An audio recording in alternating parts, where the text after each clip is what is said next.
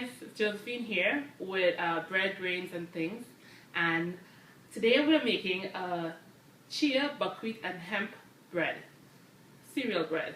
Chia, buckwheat and hemp looks like this. This is it here. Chia is very good for you if you're trying to lose weight. Hemp is very good. It helps reduce your cholesterol, and I will actually put more information about all the different grains that's in that.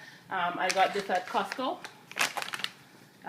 It's called Chia Superfood, chia, buckwheat, and hemp cereal. It also has cranberry vanilla flavor. So which is why I soaked my I soaked it in milk first, just to give it that more creamy flavor. So this is gonna be a little sweet of a bread. It has a nice vanilla flavor, and I hope you guys like it. So the ingredients that I'm gonna use today is white whole wheat flour. 3 cups of white whole wheat flour, 1 cup of white flour, and as you can see the difference between the white whole wheat flour it's not as dark as the whole wheat flour, but you want to put 1 cup of white flour just to give it a little bit more softness and lightness. I'm also going to use 1/3 cup of flaxseed, and this is 1 cup of my chia mixture, as well as half a cup of milk, just to soften it up, because it gives that nice sliminess. And you don't want to put in bread, you don't want to put hard grains. So you want it to be soaked a little bit, and it to for it to taste good. You'll see when you try it on your own. This is 1/3 cup of oil and 1/4 cup of honey, and here I have about a tablespoon. I'll measure that out to be sure for you, of yeast, instant yeast, and I'm going to also add salt. And here I have everything that I need, so I'm going to get started. So first thing I'm going to do is add my liquid. I have hot water here. I put it in the cup that I had the milk in. That's why it's a little blurry. Could you see it? It's a little bit blurry, my water. Half a cup of water. And I'm going to add, because I have liquid in this as well, so I didn't want to add too much liquid to, overdo it. So this is my liquid in here, as well as my chia mixture. I'm going to scrape that out with my spatula. We're not going to use the dry one, we're just going to use this one. Get that in there. Now the method that I like to use, it's been, for me, very good. Has not failed me yet. And hopefully you try it and it doesn't fail you. I've tried proofing yeast and made bricks. And this method has worked very well, and I hope it works for you guys. So I'm going to add my flour mixture, but I don't want to add all at one time. I'm going to add some, and then I'm going to continue adding, because sometimes, depending on the temperature, depending on different things, you need less flour than otherwise. So I'm going to just add my flour. I'm going to add about 3/4 of this flour.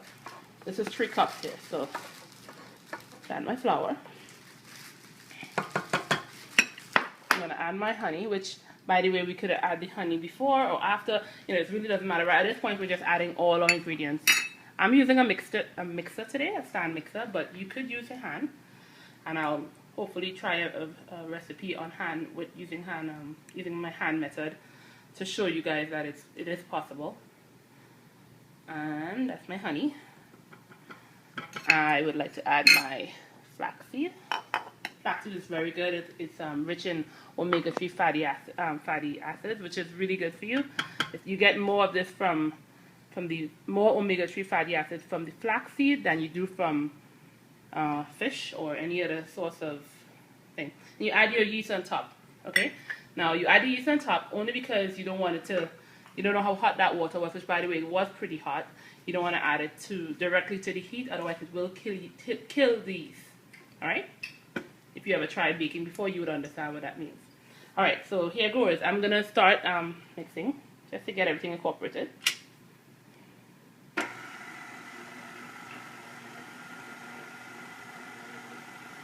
Okay, so I'm mixing my ingredients right now. And you want to mix it until all the flour comes away from the side of the bowl. Now, one of the things that I noticed is that the chia seeds, it soaked up a lot of the moisture. So I'm going to add a little bit more moisture, because I want to get a certain amount of bread. So it looks like this is enough for what it is, and I would like to add this amount of bread, because I would like to make a certain amount of bread for my family. So I would advise you to stop the machine at this point if you want to add any more flour. You could add it while it's going, but to me it tends to splash up, and I don't like mess. Well, I don't like this kind of mess. So you want to add some white flour in there. I'm going to add some of that there. Make sure it's like... And add a little more water, only because, like I said, it's the chia seed soaks up a lot of the moisture. Mix that bad boy up.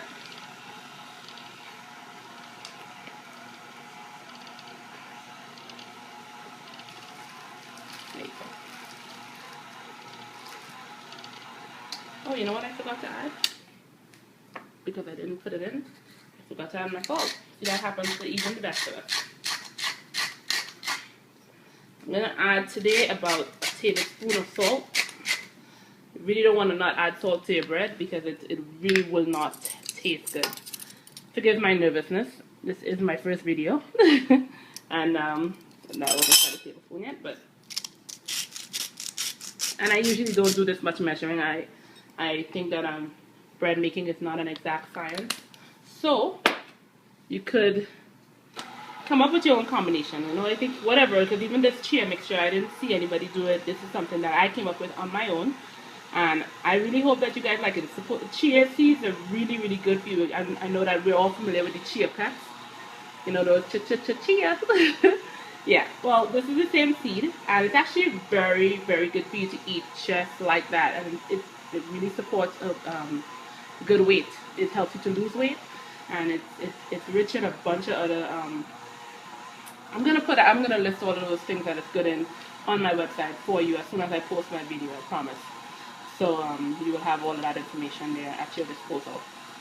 So okay, you see the bread right now it's actually coming away from the sides of the mixer, but it's still a little sticky. And sticky is not a bad thing, but you want it to come away completely from the sides of the... See, I'm adding it right now, but I don't want it to splash up, but not a lot. So let it mix it. Go a little faster.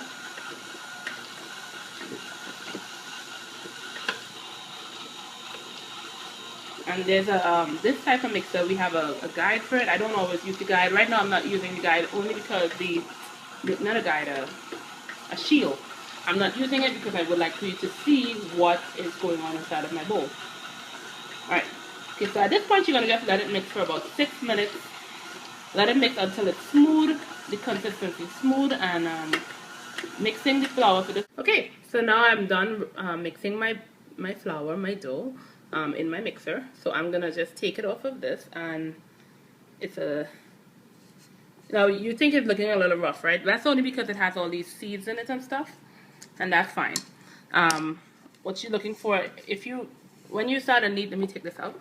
When you start to knead the flour, you'll see the difference. You'll see the difference between the rougher type of dough, and then I just love looking at all of those grains. See, you can see the hemp, the chia seeds. This is cranberry, by the way.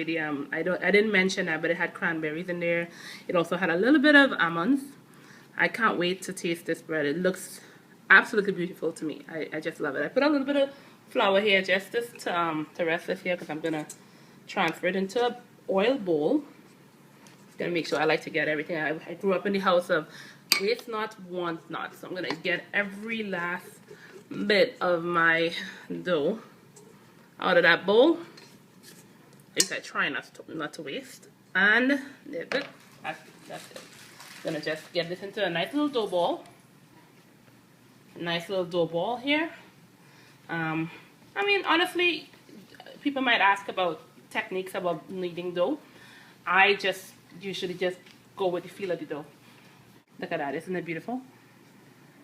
Wouldn't you love to cut into that every morning and just... Anyway, let me stop going there. All right, so I have a bowl here with oil. That's why I have my little brush, a little bit of olive oil. This is actually Mediterranean olive oil, extra virgin. But you could choose whatever olive oil you like. You could actually use coconut oil as well. It's actually really good for you. I have olive oil right now, so that's what I'm using. I use what I have. That's my method. So what I do is I put the dough first, and then flip it over, and there we go. And that is going to rise until it's at least double. Yes, it will. All right. So when I come back, I'm gonna come back to you when it's fully risen, and we'll take it from there. Oh, you cover this and put it in a warm.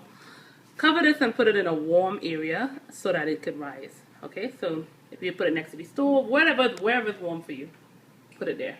Okay. So at this point, you want to punch it down.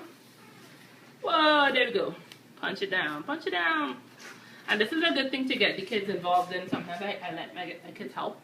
Sometimes. But right now, for video purposes, I'm not going to do that. Maybe in a future video. So, I'm going to turn this out onto my oil surface. I put oil only because I don't want to add any more flour to my already. To me, it's perfect. It doesn't need any more flour. It's not sticky or anything like that. All right. So I just put the oil so that it wouldn't stick to the surface of the counter. Alright, so at this point you could do anything you want. Sometimes I make loaves, sometimes I do buns, sometimes I do flatbread. In my country we call that bake. You know, really, the sky is the limit. So what I do here is today, what I'm going to do is make individual flatbreads or individual bakes, so to speak. So I'm going to take out these pieces. I'm going to just try to separate this into some even pieces here. So 1, 2, 3, 4. Maybe I can make 10 pieces. Some of them a little bit bigger. If I was making a whole loaf, what I would do is I would weigh it 2 pounds each to make sure that it fits, you know. So what I would do here is take it in my hand, a ball, take it in my hand and make a nice round, flat, round, smooth ball like this. You know, like that, and then I would put it down, flatten it out. You don't need a rolling pin. If you want to use a rolling pin, you know what, nobody's going to judge. I'm definitely not going to. And nice flat bread like that. And you can use this for burgers, or you can use it for, I would use this particular one for burger, but something like this you can use for a burger, or let's see, I think that looks like a lot. Or you know, just to make a sandwich, whatever you choose to do. See, I love that you can see the grains coming through there. That's beautiful to me. And I'm going to continue doing this until I finish all of my dough, and then I'll come back to you. So I'm going to divide this into three pieces. Yeah, 3 pieces. And roll it out, and I'm gonna make a freestanding braid. Okay, so I have my 3 long rows of dough. So what I'm gonna just start braiding it. And honestly, I know how to braid very well, but for some reason, whenever it comes to this part of it, it's a little tricky for me. Maybe you'll have better luck than I do. So anyway, once you get it, just kind of hard to explain what I'm doing. You really have to just, if you know how to braid, I would say go for it. And just, you don't need to be too tight or too loose. Once again, there is no science to it. Just do it the best you can. Trust me, either way it's going to be eaten. Alright, so this is what I'm doing here, freestanding braid. Now, if I would have put this in a pan, it would rise up really nice and high, which is nice to see. But personally, I like the flatbreads more. And like those, which is my my flat little round discs, those are rising right now. They're going to rise to double in size. I'm going to show you that before I put it in the oven. As well as this is going to rise. It's not going to rise up. It might rise out. A little bit up, a little bit out. So, you know, if you were doing this, you could feel free to put it in a loaf pan, like some of my pictures that you saw from my previous bread that I made. I put it in a pan, so you can do whatever you feel. Feel free to do whatever you want to do. Okay, so I'm gonna let this rise for a little bit, and then I'm gonna put it in here.